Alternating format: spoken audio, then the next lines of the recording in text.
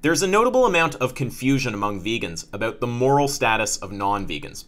For some vegans, their view on this topic determines who they're willing to associate with, and therefore has implications for social life, which is obviously a very important part of maintaining a healthy psychological state. It's always good to hash out clear positions, but I think this may be one of those topics where it's particularly important to do so. I mean, someone who takes a strong enough view on this topic could actually find themselves isolated, very impatient when dealing with non-vegans, which obviously isn't optimal if they're doing activism, misanthropic, etc. So, what's my take? Well, in short, my answer is that most non-vegans aren't evil. It's their actions that are evil. I'd like to introduce a concept. We'll call it the action-actor separation. In my ethical system, there's a sharp distinction between actions and actors.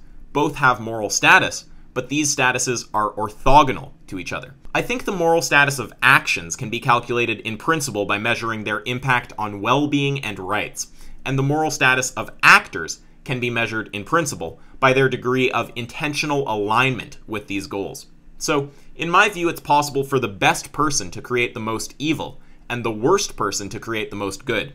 If a good actor does something evil under the false impression that it is good, I would not cease to consider them a good actor.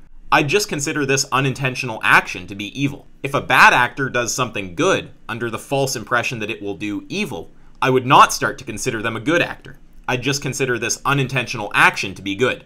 When it comes to non-vegans, most of these people are in a state of blissful ignorance. Maybe they've seen footage at some point in their life, but they've never engaged seriously with the issue.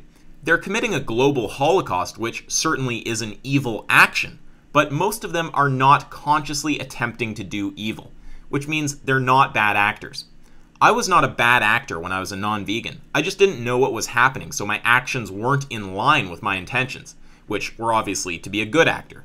Once I became aware of this incongruence, I went vegan. Now, this is not to discount the fact that many non-vegans actually are bad actors. There are non-vegans who do engage meaningfully with the topic, but don't change. That subset of non-vegans are bad actors. It's also worth noting that the reverse can be true as well. You can have a vegan who's a bad actor. It doesn't mean you're a good actor just because you're a vegan.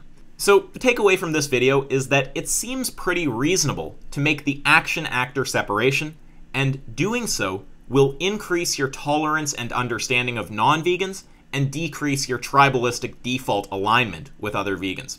That's all. Till next time.